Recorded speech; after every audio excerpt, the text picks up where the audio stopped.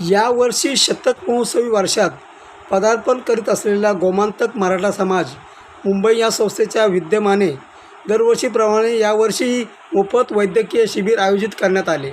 यावर्षीचे शिबिर दिनांक 31 मे 2026 रोजी Chhatrapati Shivaji complex welfare association Dahisar यांच्या संकुलात उत्तम प्रतिसादात पार पडले।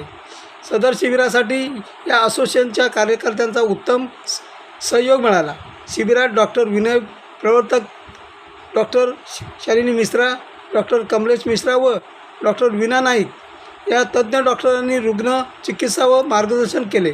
या शिबिराचे वैशिष्ट्य म्हणजे यावेळी स्त्रियांसाठी स्तनांच्या कर्करोगाच्या निदान चाचणीची सोय उपलब्ध होती। त्यासाठी गुजरातच्या अलीपूर सोशल वेलफेअर ट्रस्ट या संस्थेची संपूर्ण टीम उपस्थित होती। स्त्रियांनी मोठ्या संख्येने या चाचणीला लाभ घेतला।